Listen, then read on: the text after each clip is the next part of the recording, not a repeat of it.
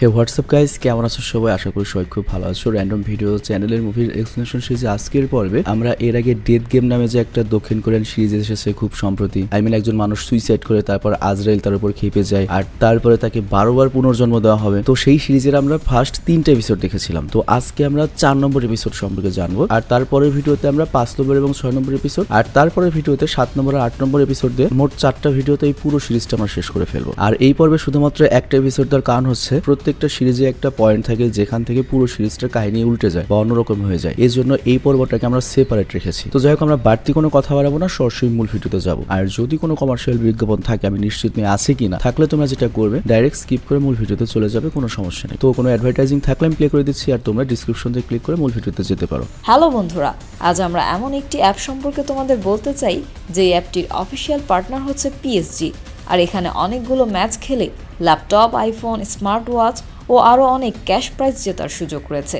আর এই অ্যাপটিতে সকল ধরনের লাইভ ম্যাচের রেজাল্ট দেখতে পারবে এবং এই ম্যাচের স্কোর অনুমান করে গেমও খেলতে পারবে, যেমন কোন টিম জিতবে, কোন টিম কত রান করবে, কে সর্বোচ্চ স্কোর করবে। এছাড়া বিভিন্ন ধরনের গেম রয়েছে, সেগুলো খেলেও ইনকাম করতে পারো। আর রেজিস্ট্রেশনের সময় আমাদের যে প্রোমো কোডটি রয়েছে রোনাল, এটা ব্যবহার করলে প্রথম ডিপোজিটে 26,000 টাকা পর্যন্ত বোনাস পেতে পারো। আর এই টাকা তুমি খুব সহজেই বিকাশ, ব্যাংক এবং অন্যান্য সহজ পদ্ধতির মাধ্যমে উঠাতে পারো। তো আর দেরি কিসের? ডেসক্রিপশনে প্রোমো কোড এবং পিন কমেন্টে প্রোমো কোড সহ সাইন আপ লিঙ্ক রয়েছে, সেটা ব্যবহার করো এবং ক্যাশ প্রাইজ জিতো। আর এখানে আরেকটা কথা মনে রেখো, আমরা যেই বিজ্ঞাপন দেই না কেন, অনলাইন থেকে টাকা আয় করা এত সহজ কোনো ব্যাপার নয়। তোমরা কোনো আর্থিক ক্ষতির সম্ভাবনা রয়েছে এমন কোনো ওয়েবসাইটে যাবে না। তো চলো এবার মূল ভিডিওতে চলে যাই। তো যাই হোক, গত এপিসোডের লাস্টে আমরা কি দেখেছিলাম, যে ইজে বাচ্চা হয়ে জন্ম নিয়েছিল, আর বাচ্চা হয়ে জন্ম নেওয়ার পরে সেই খারাপ বাবা মা ওকে আশ্রিয়ে মেরে ফেলেছিল। তো আবারও মারা যাওয়ার পরে ইজে আবারও গিয়ে সেই ডার্ক রুমে ডেথের সামনে যায়, মৃত্যুর দেবীর সামনে। আর এখানে ডেথের সাথে কথা বলার সময় ইজের অনেক খারাপ লাগছিল এটা ভেবে যে কেমন বাবা মা ছিল যে একটা ছোট 6 মাসের বাচ্চার সাথে এরকমটা করতে পারে। কিন্তু ডেথ বলে এটা নিয়ে তোমার চিন্তা করার কোনো কারণ নেই, পুরো দুনিয়াতে এরকম আর অনেক কিছু হয় যেটা তুমি জানো না। তো এরপর ওকে ডেথ আবারও শুট করে দেয় এবং নতুন জীবনে পাঠিয়ে দেয়। আর এবার ইজে খুবই হ্যান্ডসাম একজনের বডি পায়, আর বডি পাওয়ার সাথে সাথে করে কি তাড়াতাড়ি করে টাইম দেখে। তোমাদের নিশ্চয়ই মনে আছে ওই বাচ্চা হয়ে যে জন্ম নিল তার আগের বারের লাইফেও কিন্তু অনেকগুলো টাকা একটা লকারে রেখেছিল এবং মায়ের কাছে যেতে গিয়ে মারা গিয়েছিল। তো ওই লকারের নিয়মটা কি, 4 দিনের ভেতরে লকার থেকে জিনিসপত্র নিতে হবে। তো যখন লকারের কাছে পৌঁছে 4 দিন পুরো কমপ্লিট হয়ে গিয়েছে এবং লকার থেকে অলরেডি বের করা হচ্ছে, সরকার নিয়ে যাচ্ছে টাকাগুলো, তখনই অল্পের জন্য আটকাতে পারে তাদের এবং ব্যাগটা নিয়ে নেয়। আর তারপর ইজে যখন আয়নাতে নিজেকে দেখে, ও বলে বাবা আমি এত হ্যান্ডসাম। আর এরপরও জানতে পারে যে অনেক বড় একটা মডেল এবং একটা হিরোর বডি পেয়েছে এবং আশেপাশের লোকালে অনেক মেয়ে ওর জন্য খুবই পাগল এবং মেয়ের ওকে দেখলেই লাফাতে শুরু করে। ও তখন ভাবে যে আমি অনেক বড় একটা মডেল, অনেক প্রফেশনাল একটা লোক। আর তারপর যখন বাড়িতে আসে বাড়ি ঘরের অবস্থা দেখে ও খুব খুশি হয়। আর এরপর ও যখন নিউজ পেপার পড়ে বাড়িতে এসেও দেখতে পায় একটা বাচ্চাকে মেরে ফেলার অপরাধে এক দম্পতিকে অ্যারেস্ট করা হয়েছে। তো বুঝতে পারছো এরা কারা, কত লাইফে এই দুজনের ওর বাবা মা ছিল। তো যাই হোক, এরপরে যে ভাবতে থাকে আমার এই জীবনটা তো খুবই সুন্দর, আমার ফ্যান ফলোয়ার আছে, সুন্দরী মেয়েরা আমার জন্য পাগল, টাকা পয়সা আছে, বড় লোক, বাহ এই লাইফটা আমি অনেক সুন্দর করে কাটাবো, এই লাইফটা তো আমি মরবই না। আর তখন ওর বন্ধুর ফোন আসে এবং বলে ওই কোথায় তুই, তাড়াতাড়ি একটা পার্টিতে আয়। আর তখন ও কনফিউশনে পড়ে যায়, কিসের পার্টি, কোথাকার পার্টি। আর তারপর বলে যে পার্টির অ্যাড্রেসটা দাও। আর এরপর আমরা দেখি ও সেই পার্টিতে আসে। আর তখন আমরা দেখি যে ইজেকে আজকে অনেক বড় একটা কোম্পানির সিওর সাথে দেখা করবে, যেখানে অনেকগুলো টিভি চ্যানেল চালায় এবং তার একজন মডেল এবং নায়ক প্রয়োজন সিরিয়ালের জন্য। তো সিও আসতে আসতে আমাদের ইজে করে কি অনেক ড্রিঙ্কস করে ফেলেছিল। তো এর ফলে সিও যখন আসে সে ভালো মতো কথা বলতে পারে না এবং সিও এর সাথে উল্টাপাল্টা ব্যবহার করে। তো এরপর ও ঘরে এসে ঘুমিয়ে পড়ে। আর পরের দিন সকালে ঘুম থেকে ওঠার পর ও জানতে পারে যে না, ও যত বড় নিজেকে মনে করেছিল অত বড় কেউ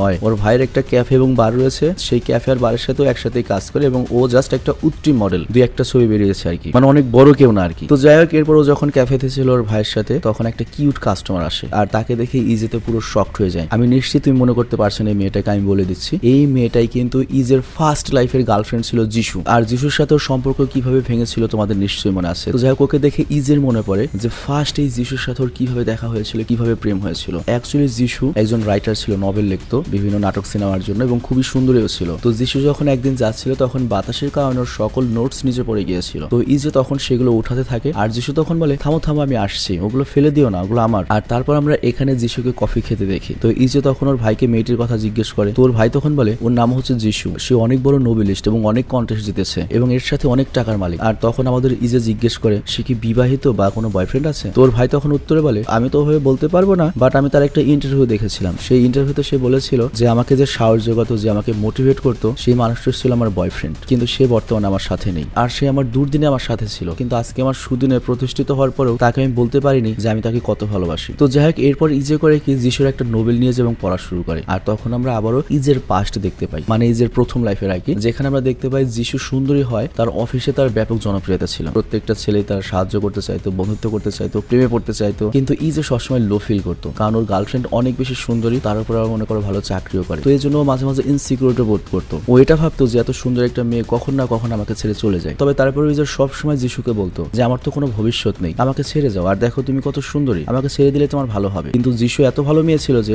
সবসময় ইজেকে ফিল করাতো তুমি যেমনই হও না কেন তুমি আমার, শুধুই আমার। তো এটা শুনে ইজে খুশি হয়ে যেত। আর ওই সময় যিশুর একটা দামি কলম পছন্দ ছিল, আর এই কলমগুলো যত বড় বড় নভেলিস্ট রয়েছে তাদের পছন্দ ছিল আর কি। তো ইজে তখন বলেছিল যে আমি তোমাকে এই পেনটা কিনে দেবো। তো যাই হোক, এরপর সিন বর্তমানে আসে, আমরা দেখতে পাই বর্তমান ইজে আর কি, নতুন লাইফের ইজে দেখে যে যিশু একটা বাচ্চার একটা লোকের সাথে ক্যাফেতে এসেছে। আর এখানে একটা টুইস্ট আসে, সেটা হচ্ছে তোমাদের মনে আছে যে ইজে আর যিশু ব্রেকআপ কিভাবে হয়েছিল। ইজে এসে দেখে যে যিশুকে একটা ছেলে ফুল দিচ্ছে, দামি একটা গাইনে দাঁড়িয়ে রয়েছে, এটা দেখে কিন্তু ইজের মন ভেঙে গিয়েছিল এবং ব্রেকআপ করে নিয়েছিল। তো এই লোকটাই কিন্তু সেই লোক যে লোকটা গাইনে সেদিন যিশুকে এগিয়ে দিতে এসেছিল যিশুর বাড়ির সামনে। তো এখানে ইজে এমন একটা কথা জানতে পারে যেটা জেনে ওর মনে করো যে মাথা খারাপ হয়ে যায়। ইজে জানতে পারে যে এটা যিশুর বয়ফ্রেন্ড না, এটা যিশুর আপন বড় ভাই। তো এটা জানার পরে ইজে তো পুরো পাগল হয়ে যায় এবং বুঝতে পারে যে আমি কত বড় ভুল করে ফেলেছি। মানে ইজে তো ওই লোকটাকে যিশুর বয়ফ্রেন্ড ভেবে ব্রেকআপ করেছিল, তারপরে তো বেশি ডিপ্রেসড হয়ে গিয়েছিল, আর তারপরে তো সুইসাইডটা করতে গিয়েছিল। কিন্তু যিশু যে এত লয়াল, এত ভালোবাসতো ওকে, এটাও কল্পনাই করেনি। তো এই জন্য এখানে আমাদের বোঝানো হয়েছে সবকিছু দ্রুত জাজ না করতে। তো যাই হোক, যিশু প্রায় ক্যাফেতে আসতো, আর একদিন ইজে সাহস করে যিশুকে বলে আমি আপনার পাগলা ফ্যান, আপনার অনেক গল্প বই আমি পড়েছি, আমি কি আপনাকে একটা গল্পের আইডিয়া দিতে পারি, আপনি চাইলে এটা নিয়ে নোবেল লিখতে পারেন। তো যখন যিশু বলে আচ্ছা ঠিক আছে তুমি গল্প বলো। তো এরপর আমাদের ইজে বলা শুরু করে, আই মিন নতুন লাইফের ইজে, একটা মানুষ ছিল সে সুইসাইড করেছিল, আর সুইসাইড করার পরে ডেথ তাকে বলেছিল তুই আমার সাথে বেয়াদবি করেছিস, আমার নিয়মের বাইরে কাজ করেছিস, তুই আমাকে হাসির পাত্র বানিয়েছিস, তোকে এখন বারবার মরতে হবে, মানে ওই গল্পটা তখন বলে আর কি। তো যিশু তখন বলে ডেথ তো তাহলে খুবই খারাপ। ইজে তখন বলে হ্যাঁ আপনি ঠিকই বলেছেন, আমিও তাকে এটাই বলেছিলাম। তবে তারপর এই গল্প শুনে যিশুর কিন্তু খুবই ইন্টারেস্ট আসে। তো যিশু বলে ঠিক আছে আমি পুরো গল্পটা শুনতে চাই, তবে আমার হাতে তত সময় নেই, আমাকে অল্প অল্প করে প্রতিদিন বলবে, ঠিক আছে। আর তারপর যিশু করে কি সেই পেনটা বের করে যেটা আমাদের ইজে যখন ফার্স্ট লাইফে ছিল ওটা কিনে দেওয়ার প্রমিস করেছিল। তো ইজে তখন বলে এই পেনটা তো অনেক সুন্দর। যিশু তখন বলে হ্যাঁ এটা আমাকে আমার লাইফের সবচেয়ে স্পেশাল একজন দিয়েছিল। আর এরপর আমাদের একটা ফ্ল্যাশব্যাক দেখানো হয়। অ্যাকচুয়ালি ইজে মারা যাওয়ার পরে যিশু যখন ইজের শেষকৃত্য অনুষ্ঠানে এসেছিল তখন ইজের মা যিশুকে এই পেনটা দিয়েছিল এবং বলেছিল ইজে তোমার জন্য এই পেনটা কিনেছিল। তো এটা দেখে যিশু ওই সময় কেঁদে ফেলেছিল। আর এরপর সিন আবার প্রেজেন্টে আসে, আমরা দেখতে পাই যিশু আর এই নতুন ইজের রেগুলার দেখা হয়। আর এখানে ইজে আবারও অতীতে হারিয়ে যায়, যেখানে ইজে আমাদেরকে বলে যে আমাদের প্রায় দেখা হতো। তো যাই হোক, এরপর সিন বর্তমানে আসে, আমরা দেখতে পাই রোজই ওদের দেখা হতে শুরু করে। আর তারপর আমাদের নতুন ইজে বলে যে কিভাবে রোজই আমার যিশুর সাথে দেখা হতো এবং আমাদের মোটামুটি বন্ধুত্ব হয়ে গিয়েছে এবং আমি ওকে গল্পগুলো শোনাচ্ছি। আর তারপর যিশু পুরো গল্প শোনার পরে জিজ্ঞেস করে আচ্ছা এই গল্পের হিরো কে, আর ওই ছেলেটা কেন সুইসাইড করেছিল, আর ওই ছেলেটা যদি বারবার আবার জন্ম নিচ্ছে, ওর মা যদি বেঁচে থাকে, ও মার সাথে দেখা করতে যাচ্ছে না কেন, ওকে ওর মাকে ভালোবাসে না। আর তারপর যিশু এমন একটা প্রশ্ন করে আচ্ছা বলো তো এগুলো তো আবার তোমার সাথে হচ্ছে না, মানে আর কি দুষ্টুমি করে বলে আর কি। আর আমরাও কিন্তু দেখেছি আমাদের এই যে বারবার জন্ম নিলেও কিন্তু ওর ফার্স্ট লাইফের যে মা ছিল তার সাথে কিন্তু একবারে দেখা করতে যায়নি। তো যাই হোক, আজকে বাইরে প্রচুর বৃষ্টি হচ্ছিল, তো এই জন্য ইজে তাড়াতাড়ি করে কি যিশুকে একটা ছাতা এনে দেয়। আর তারপর ক্যাফেতে এসে পরিষ্কার করার সময় ভুলবশত হাতটা কেটে যায়। আর তখনই বাইরে থেকে খবর আসে যে একটা মেয়ের অ্যাক্সিডেন্ট হয়েছে এবং মারা গিয়েছে। তো ইজে তখন ছুটে যায় আর রক্তের মাঝখানে সেই ছাতাটা পড়ে থাকতে দেখে যেটাও একটু আগে যিশুকে দিয়েছে। তো ইজে তো পুরো কান্নাকাটি প্রায় অবস্থা হয়ে যায় যে যিশু হয়তো মারা গিয়েছে, বাট দেখে না যিশু মারা যায়নি, যিশু পাশেই দাঁড়িয়ে রয়েছে, অন্য কারো অ্যাক্সিডেন্ট হয়েছে। কিন্তু যিশু যখন ইজের হাতে রক্ত দেখে ওর হাতে ওষুধ লাগিয়ে দেয় আর ওকে যখন ব্যান্ডেজ করে দিচ্ছিল তখন যিশুর পূর্বের একটা স্মৃতি মনে পড়ে,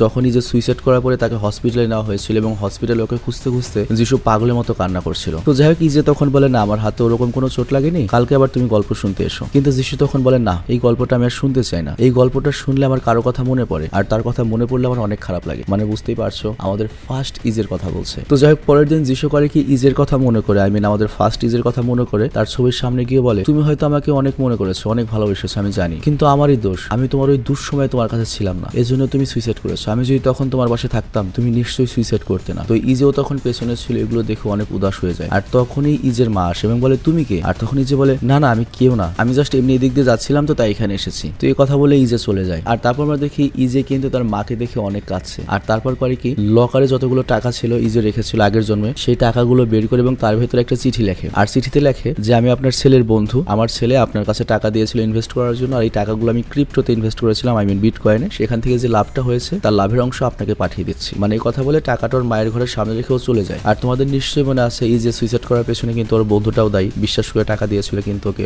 ধ্বংস করে দিয়ে চলে গিয়েছে। তো যাই হোক এরপর আমরা ইজেকে ক্যাফেতে যিশুর সাথে দেখি। অনেক রাত হয়ে গিয়েছিল, তো এই জন্য ওরা দুজন একসাথে ক্যাফে বন্ধ করে একসাথে বাড়ি ফিরছিল। আর তখন আমাদের ইজে বর্তমানে যে ভাবছিল যদি আমি বেঁচে থাকতাম তাহলে আজ এই যিশুর সাথে থাকতাম। তো এরপর যিশু বলে আচ্ছা তোমার গল্প তুমি এখন বলতে পারো, ওটা কবে শেষ হবে, আর এটা কি কোনো হ্যাপি এন্ডিং রয়েছে? মানে অনেক মানুষই তো থাকে মনে করো গল্পের বই শুরু করে আগে লাস্টের পেজটা পড়ে নেয় যে কি হবে, ফিনিশিংটা কি হবে। তো ইজে তখন বলে আমি জানি না এটার ফিনিশিং কি হবে, এই কারণটা হচ্ছে এটা এখনো রানিং একটা গল্প। আর শোনো আমি তোমাকে কিছু বলতে চাই, আমি জানি না বিশ্বাস করবে কিনা তুমি, কিন্তু আমি যেহেতু কিছুক্ষণের মধ্যে হয়তো মরে যেতে পারি, তো আমি তোমাকে কিছু বলতে চাই। আর এরপর আমাদের আবারও ফ্ল্যাশব্যাকে নিয়ে যাওয়া হয়। তোমাদের নিশ্চয়ই মনে আছে ফার্স্ট এপিসোডের একেবারে শুরুতে যিশু তার অফিসের বন্ধুদের সাথে বারে এসেছিল, আর এখানে সবগুলো ছেলেই কিন্তু যিশুকে পছন্দ করতো, কিন্তু যিশু বারবার বলেছিল এবং সবাই মনে করে যিশুকে প্রপোজ করতো, বাট যিশু প্রপোজ করলে একটা কথাই বলে দিত আমার বয়ফ্রেন্ড রয়েছে। তো এরপরে ইজেই কিন্তু গিয়েছিল খাবার সার্ভ করতে, আর তখনই কিন্তু যিশু ইজের কাছে এসেছিল এবং সবার সাথে পরিচয় করিয়ে দিয়েছিল এটাই আমার বয়ফ্রেন্ড। তো সবাই তখন বলেছিল এই ওয়েটার তোমার বয়ফ্রেন্ড, বাট ইজে বলেছিল হয়তো আমার বয়ফ্রেন্ডের সময় খারাপ যাচ্ছে, বাট ওর উপর আমার পুরো বিশ্বাস রয়েছে। আর খালি প্রতিষ্ঠিত হলে কি হবে, একটা ভালো মানুষের কি দাম নেই? ও অনেক ভালো একটা মানুষ এবং ও আমাকে কখনোই একা হতে দেবে না, আমাকে সবসময় খুশি রাখবে, আমরা সবসময় একসাথে থাকবো। তো ওই কথা মনে করেই বর্তমানে নিজে করে কি সব সত্য বলা শুরু করে যে তোমাকে যে গল্পটা বলেছি আমিও এই চরিত্র। কিন্তু এই কথা কে বিশ্বাস করবে বলো? যিশু মোটেও বিশ্বাস করে না। কিন্তু তারপরে ওই যে যখন বিশ্বাস করাতে যায়, পূর্বের সব কথা বলতে লাগে যে এই আমরা একসাথে করেছি, তখনই মাঝখানে হঠাৎ করে একটা গাড়ি এসে ওদের দুজনকে পুরো চাপা দিয়ে দেয়, আর এখানে একটা আনএক্সপেক্টেড ঘটনা ঘটে। আর এখানে আমরা দেখতে পাই যিশু মারা যায়, নায়িকা মারা যায়, বাট আমাদের ইজে তখনই একটু বেঁচে ছিল, বাট ওই মুহূর্তেই ড্রাইভার গাড়ি থেকে বের হয়। আর এই ড্রাইভারকে কিন্তু আমরা এর আগে অনেকবার দেখেছি এবং ইজের বেস্ট কয়েকটা পাস্ট লাইফে ওর কিন্তু ভূমিকা ছিল।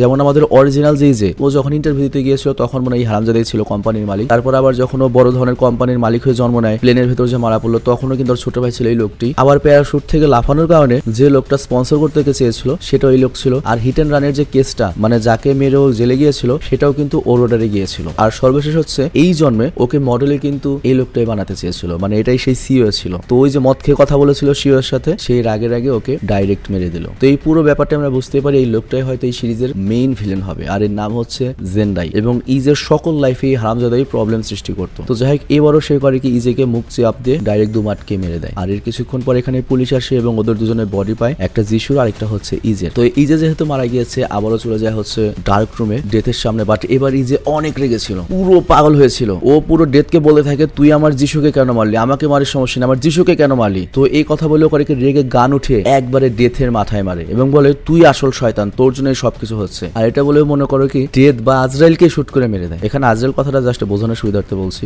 বেশি পেঁচানোর দরকার নাই তোমাদের। তো ডেথকে যখন শুট করে তখনই এই এপিসোডটা শেষ হয়ে যায়। তো যাই হোক বুঝতেই পারছো খুবই ইন্টারেস্টিং হবে, কিন্তু 4 নম্বর এপিসোডটা শেষ হয়েছে। টোটাল 8 পর্বের সিরিজ, এটা 4টা পর্ব আমরা দেখলাম, মানে অর্ধেক শেষ হয়েছে। তো এখানে যে ডেথকে মারলো এরপর কাহিনী কোন দিকে মোড় নেবে, ডেথ কি আসলে মারা পড়বে না আসলে পেছনের কাহিনী কি, পুরো কাহিনী কি একটা স্বপ্ন নাকি বাস্তবে হচ্ছে, এই সকল প্রশ্নের উত্তরগুলো পাবো আমরা হচ্ছে আগামী দুটো ভিডিওতে। মানে আগামী দুটো ভিডিওতে আমরা দুটো পর্ব কভার করে পুরো সিরিজটা শেষ করে দেবো। তো যাই হোক আমি আশা করছি তোমাদের ভিডিওটি পছন্দ হয়েছে। আর তোমরা যদি চাও এরকম বেস্ট যে কোরিয়ান কে ড্রামা রয়েছে সেগুলো আমরা র্যান্ডম ভিডিও চ্যানেলে আমরা কন্টিনিউ করবো। দেখা গেল 2টা ভিডিওতে, 3টা ভিডিওতে, 4টা ভিডিওতে বা একটা ভিডিওতে। তো বিদায় নিচ্ছি, তবে বিদায় নেওয়ার আগে আরেকবার বলি আমার হাতে আসলে সময় নেই, তাহলে আমি অ্যাকচুয়ালি কে ড্রামার জন্য একটা আলাদা চ্যানেল চালাতাম, কারণ আমি কে ড্রামায় প্রায় 1 বছর কাজ করেছি। তো আমি জানি যে কে ড্রামা আসলে ডিফারেন্ট লেভেলের একটা জিনিস। তো খুব সহজ ছিল আমার কে ড্রামা চালানোর জন্য, কিন্তু সমস্যা হয়েছে কি কে ড্রামার পরে আমি যখন আবার এনিমিতে যাই, জাপানিজ এনিমিতে, তখন ওখানে যাওয়ার পর আরো বেশি অ্যাডিক্টেড হয়ে গেছি। তো এই জন্য আমি ভুলে এনিমের 2টো চ্যানেল করে ফেলেছি। তো এখানে একটা বড় ধরনের বোকামি হয়েছে। আমি যদি এটাকে মুভির জন্য, সাইবেসকে মনে করো সিনেমা সিরিজের জন্য, আর র্যান্ডম অ্যানিমেশন শুধুমাত্র জাপানিজ এনিমির জন্য, আর অনলি জাপানিজ নামে যে চ্যানেলটা রয়েছে ওটা কে ড্রামার জন্য যদি রাখতাম, তাহলে একবারে সব ধরনের মজায় তোমরা আমাদের র্যান্ডম গ্রুপ থেকে পেতে। তবে তারপরে আমার মাথায় প্ল্যান রয়েছে কখনো না কখনো আমরা কে ড্রামায় ব্যাক করবো, সেটা যে কোনো চ্যানেল দিয়ে হতে পারে। তো ভালো থেকো, সুস্থ থেকো, টেক কেয়ার, আল্লাহ হাফেজ।